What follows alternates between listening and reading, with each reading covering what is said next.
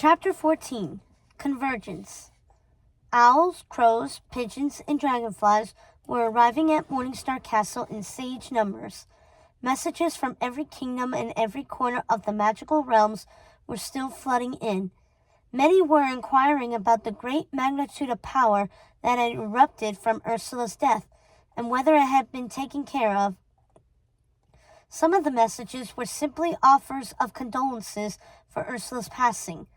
Nanny had time for none of those. She would reply when she had dealt with Maleficent. But one message would not wait. It was from her sister, informing her that a group of fairies was on its way to help her handle the odd sister situation. That was the last thing Nanny needed, a bunch of fairies descending upon Morningstar while Maleficent was there. Why in Hades does the world choose to fall apart all at once? Leave it to my sister and her silly wish-granting fairies to meddle in things that do not concern them. Nanny wondered if it was all a ruse to confront Maleficent. She found it difficult to believe the fairy godmother cared about the odd sisters. No, she was just being paranoid. How would the fairies even know that Maleficent was on her way to Morningstar? The fairies were coming to discuss the odd sisters. Miss High and Mighty Bibbidi Bobbidi Boo was coming to cast judgment on the odd sisters. Simple, straightforward, nothing to worry about. Nanny's gut instincts nagged at her. No, this convergence will be disastrous. She was sure of it. Nanny felt overwhelmed, not only by everything that was happening, but also by the rapid-fire recollections that continued to flash through her mind. It was strange. Her memories were flooding back, but Nanny couldn't remember how she'd lost them in the first place. You probably put a spell on yourself to forget. Seems like something you would do, Cersei said from the doorway, interrupting Nanny's thoughts. Cersei was probably right. It was highly likely that Nanny had caused herself to lose her own memories as a way to deal with the pain of her failure to protect Maleficent. It was horrible enough to remember all her own regrets, but to remember Maleficent's memories in such vivid detail was breaking her heart. It was no wonder she had chosen to forget. Nanny switched the subject, trying to avoid the memories just for a moment. How are your sisters? Any change? Cersei shook her head. No. Nanny looked sad, lost in her thoughts. She didn't say so, but Cersei could tell she was also dreadfully concerned about the odd sisters, and she was worried about Maleficent. I don't want you to worry, Cersei said finally. I know we will find something to wake my sisters, and as for Maleficent, you have Flans, you have Tulip, and of course, you have me. We're here. There's nothing Maleficent can do to you with us beside you. I'm more worried about my sister and her goody-goody friends, honestly, Nanny said, handing Cersei the fairy godmother's message. They're also on their way. Cersei narrowed her eyes. That is a problem. Is there no way to turn them away, to tell them that they're not wanted? Nanny shook her head. My sister never imagines a situation in which she isn't welcome. Telling her she wasn't wanted wouldn't even register. Turning her away isn't an option. She'll simply look at me blankly and pretend not to understand what I'm saying. Cersei sighed. Why is she coming? You don't think she's the one who put my sisters to sleep, do you? I honestly don't know. I assume they were sleeping because it took so much of their strength to fight the spell they created to help Ursula, Nanny explained. But they still won't wake. Nothing I've tried has helped. Nothing you've done has worked. And now I'm wondering if the fairies have somehow intervened. Cersei's eyes flashed with anger. Intervene how? If they've hurt them, no. Their magic doesn't allow them to hurt anyone, not even their enemies, Nanny said. And your sisters have never been their enemies. Not really. Yes, they've sided with Maleficent in the past. The odd sisters have helped her before, but they never hounded the fairies. It seems my sister's been stepping out of her providence lately. She's taking her role of fairy godmother too far. Princess Aurora is not her charge, But if she has taken it upon herself to cast an endless sleep on your sisters, I'd wager it's for the protection of her beloved princesses." Circe frowned. "I thought Cinderella was her only princess." "She is, and is living happily. But I suspect my sister may be growing weary with not much to do. So she's putting her round little nose in where it doesn't belong." Nanny sighed. "Enough about my sister. I just hope she doesn't bring those insufferable little sycophants, the 3 good fairies, with her." "You have no love for fairies, do you, Nanny?" Circe asked with a smile. "I don't blame you. If it's any consolation, I don't see you as a fairy. In my heart, you are a witch and always have been." "Thank you, dear. Your sisters once said something quite similar to both me and Maleficent. Something about being born a fairy, but having a witch's heart. I suppose they were right." Circe considered that. "Well, if you think about it, a fairy can just as easily be a witch as a human might if she is capable of the right sort of magic. But with you, there's a little more to it, I think. It's what I see in your heart.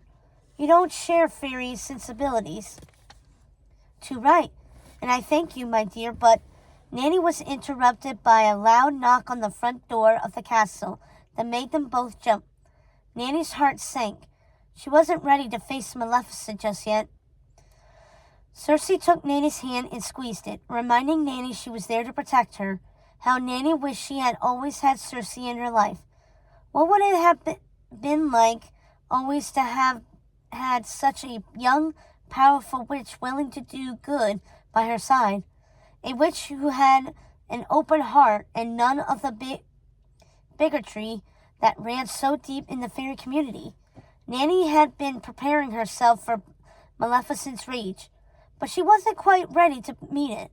She wasn't ready for the condemnation. Maybe when Maleficent saw Circe, she would see into her heart and see Nanny through Circe's eyes, and maybe she would hold less judgment in her own heart for Nanny by virtue of the love Circe held for her, an old woman who only now had remembered who she really was. Hudson came into the room with a grave look on his face. He was pale and seemed very uncomfortable. "What is it, Hudson? What's the matter? Who is here?" Nanny asked. "It's Queen Snow White, ma'am. She sent a message." "For the love of all things good, what could Snow possibly want with us?" Nanny wondered. Hudson shifted his weight back and forth awkwardly. "And the page, ma'am. She says the message is from Queen Snow White and her mother." It wasn't like Hudson to ask questions, especially about royalty, but he couldn't stop himself. "Ma'am, has Queen Snow White lost her senses? Everyone knows the legend of the old queen's demise. Please excuse my impertinence, but..."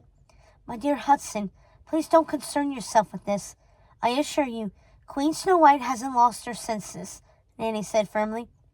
"Yes, ma'am," Hudson said nervously. He didn't look at all comfortable with the knowledge that the infamous Queen Grimhilda somehow still inhabited this world. "The old queen's disposition has changed since her death." "Hudson, please don't worry," Nanny said. Hudson gave Nanny a look she had grown accustomed to, a look of pure awe, because she had read his thoughts. "I'll take that message now, Hudson, if you don't mind," Nanny said with a coy smile. Hudson fumbled for the message and placed it in Nanny's outstretched hand. "Of course, I'm sorry," he stammered. "Please, Hudson, don't worry. Why don't you go downstairs for a nice cup of tea? I think it will do you some good." "Poor Hudson," Circe said with a laugh as the witches watched him walk away. "What does the letter say?" "Let me see," Nanny said. Circe looked on, analyzing the expression on Nanny's face rather than reading her thoughts. Clearly, the queens weren't sending good news. "It seems your sisters left a book at the old queen's castle during one of their visits when Snow was still a small child," Nanny explained. "A book of fairy tales. Apparently, the old queen used to read this book to Snow when she was little, and there was a story about a dragon witch who puts a young woman to sleep for her own protection. They're wondering now with everything going on with Aurora and Maleficent, if this book foretold their story. Cersei didn't know what to make of that, but Nanny continued before she could question it. The part that is most concerning to them is that this book seems to be predicting everyone's stories, not just Aurora's, but Snow's, Ariel's, Tulip's, Cinderella's, even yours.